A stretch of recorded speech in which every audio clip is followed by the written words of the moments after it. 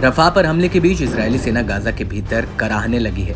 Israeli फौज Gaza में ये सोचकर घुसी थी कि वो हमास का सफाया करके निकलेगी, लेकिन हमास की ढाल बनकर खड़ा हिजबुल्लाह बार बार उत्तरी इजराइल को अपने हवाई हमलों से दहला रहा है, जिसकी वजह से इजरायली फौज की ताकत दो फ्रंट पर बढ़ चुकी है। एक तरफ गाजा के भीतर हमास है तो दूसरी तरफ उत्तरी बॉर्डर पर फन फैलाए खड़ा हिजबुल्लाह उसे निगलने की लगातार कोशिश कर रहा है।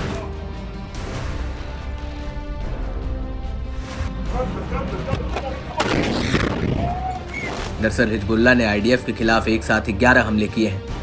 23 मई 2024 की सुबह को हिजबुल्लाह ने इजराइल की 51वीं डिवीजन के हेडक्वार्टर पर एक बड़ा हमला किया, जो उत्तरी फ्रंट को संभालती है। इस हमले के अलावा हिजबुल्लाह ने आईडीएफ की हिराम ब्रिगेड के हेडक्वार्टर को भी निशाना बनाया। आईडीएफ की ये ब्रिगेड लेबनान के पूर्वी इलाके में ऑपरेशन संभालती है और इसमें 3 बटालियंस आती हैं। बड़ी बात यह है कि हिजबुल्लाह ने इस ब्रिगेड पर कई ग्रेड टाइपे रॉकेट और फलक रॉकेट से हमला किया।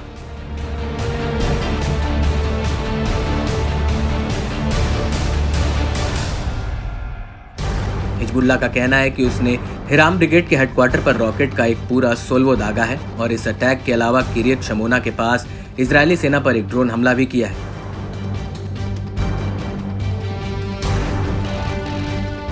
हिजबुल्लाह का कहना है कि उसका आत्मघाती ड्रोन आईडीएफ की 759वीं टेरिटोरियल ब्रिगेड के हेडक्वार्टर पर जाकर गिरा, जो कि किरियत शमोना बेस में है, और आईडीएफ का ये सैन्य अड्डा कैंप गिबोर के नाम से भी जाना जाता है, जो इजरायली सेना की हिराम ब्रिगेड का प्रशासनिक हेडक्वार्टर है।